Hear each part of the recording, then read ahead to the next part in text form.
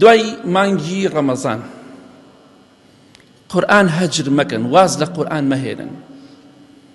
قورئان خوێندن بەردەوام بن لەسەری. مانگی پیرۆزی ڕەمەزان ئەوەی فێری ئێمە کرد، ئێمە دەتوانین ڕۆژانە جوزی قورئان بخوێنینەوە بەلای نکەمەوە. ڕەمەزان فێرمانی کرد. مانگی ڕەمەزان بۆ توانیمان ختمەیە زیاتر چەند ختمەیە بکەین الحەمدولله.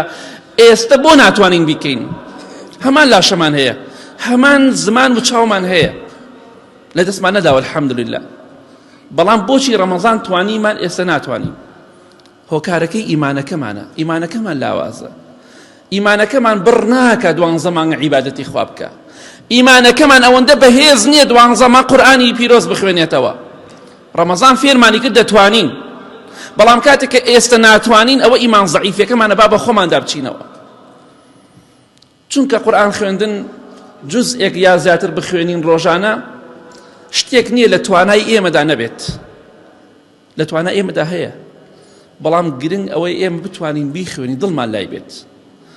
ئیمانمان زەعیفە. ئیمامی عوسمان ڕەزای خوای پەروەردگاری لێ بێ دەفەرمێت ئەگە دڵەکانتان خاوێن و پاک بێ قەت تێر ناخۆن لە قورئان خوێندن. بەڵام ئێمە دڵمان خاوێن نییە، بۆیە تێرمان خواردووە، دڵمان پاک نییە. ئەوەش بزانە پێغەمبەری خوا دەفەرمێت صلی الله عليه وسلم القورآن حجة لك أو عليك. قورئان لە ڕۆژی قیامەتە یا دەبێتە بەڵگەیەک بۆت لە ئاگری دۆزەخ ڕزگارت دەکا و شەفاعەتت بۆ دەکا، یا دەبێتە کەسێک بەرامبەرت دەوەستێ و لای خوای گەورە شکاتت لێ ئەکا و دەڵێ خوایە گیان ئەمە منی نەخوێناوەتە تۆڵەی لێ بکەرەوە، تۆڵەی لێ بکەرەوە. جا قورئانش القورآن شافع مشفع. خۆشەویستی خوا فەرمێ صلی الله عليه وسلم قورئان تکاکارە و تکاکیشی قبوڵە.